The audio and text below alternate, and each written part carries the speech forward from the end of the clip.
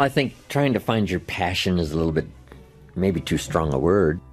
Greatly desiring to be extremely successful, I think probably is sufficient. But if you can find something you really love to do and can do it with great passion, I think that's fantastic. But I think being grateful probably is number one. If you've got a job, you got to be grateful. Say, this isn't the greatest job in the world, but even if it's a transitional job getting you where you want to go, you got to be grateful. You don't have to love your job or be passionate about your job, just passionate about staying steady, working hard, learning skills, doing this job so well that the next one will be even better, and taking such good care of this opportunity, another one will present itself. Sometimes the man says, well, if I had a good job, I'd really pour it on. But I've got this lousy job, so I just goof off. So that's not the attitude nor the philosophy.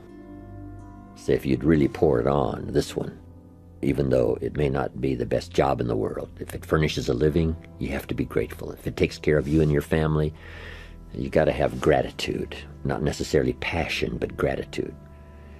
But I think if you have an extreme desire to wish to be successful, so you can accomplish all you wish to accomplish, be as generous as you'd like to be as strong as you'd like to be in terms of financial strength, involved in entrepreneurial projects that you can't do without, let's say, sizable money, so you go for that. To me, I think that's sufficient. I think if you say you have to find your passion, people find that a little bit confusing. Where would I find it, and what could I be passionate about? I guess you could start with saying, I'm passionate about providing unusual success for myself and for my family, so that my children will say in the years to come, we had the most incredible life together as a family. Then I think the key is to let what you want to accomplish, let that grow.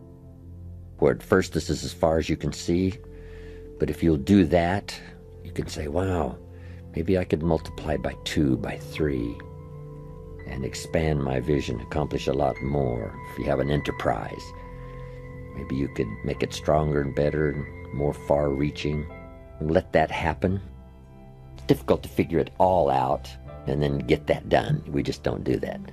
We can figure out the next little part of our life that we can see, and then we can say, well, eventually I'd like to have, and let those dreams linger somewhere in your consciousness. I say, make a list of all the things that would give you the most incredible life. Just make that list. What would do it for you over the next 10, 20 years? Places to go, things to see, people to meet, books to read, skills to learn, investments to make, being generous. Just make lists of all the things that you think would make for you a really fantastic life. And at first, don't worry about how to get it. Just let your mind run free and think what would really do it for you. And then just begin. And let those lists alter. Because sometimes you start for something and then you say, sure enough, I thought this was really going to be everything I wanted. Sure enough, this is really not it. Or I can see now, long before you are going to accomplish it, I'm investing too much money and time and effort. So you change. And anytime you want, you can tear up your whole list and start all over again. Some people say, I made the list, so I have to accomplish it. And the answer is no, you don't have to do it. It's your life. It's your list. You can turn it upside down, right side up, scratch off some things, put some new things on, or start all over again. Don't let it become an obsession. Let it become an enticement. Better to be enticed than obsessed. Or we might invest too much effort and time in something that's not really going to turn out to be as great as we thought it would. The old prophet said, sometimes things that taste good in the mouth later turns bitter in the belly. We think, oh, this is it. Sure enough, it was a bit of an illusion. Don't cry for me, Argentina, right? One of the lines is, they are illusions. They're not the solutions they promise to be. But that's a learning experience. And we can only be affected by what we see. Someone says, well, you shouldn't have devoted so much of your time and energy.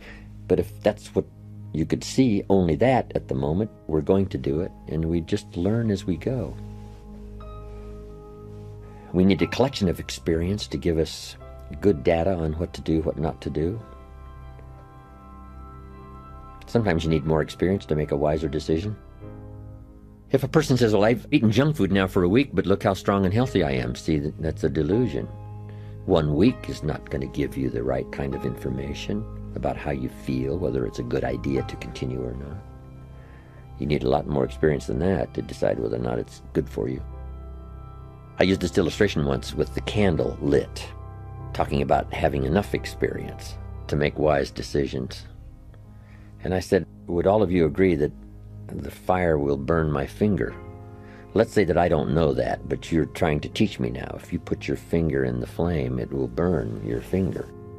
I say, okay, I'm ready to try it. So I put my finger in the flame and take it out, fairly quickly, in and out, right in the flame and out. And I say, look, my finger's okay. Let me try it again. And I put my finger in the flame and take it right out. And I said, my finger's okay.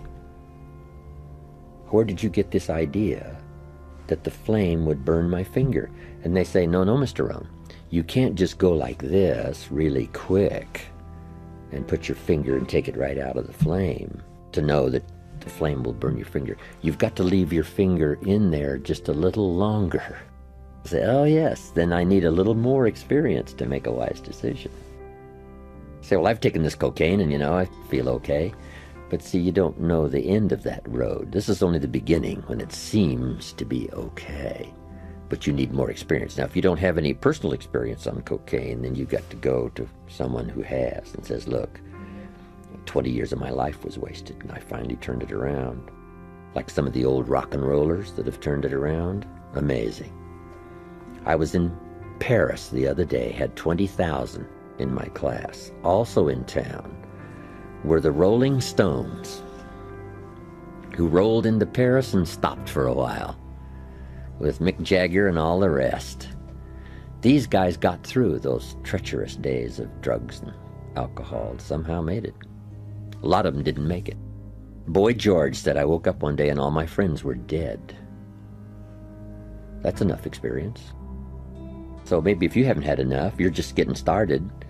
But you better check out somebody that's been down that road for maybe 4 or 5 years or 3 or 4 years or 20 and make a judgment based on a lot more data than just trying something to say, hey, it seems to be okay.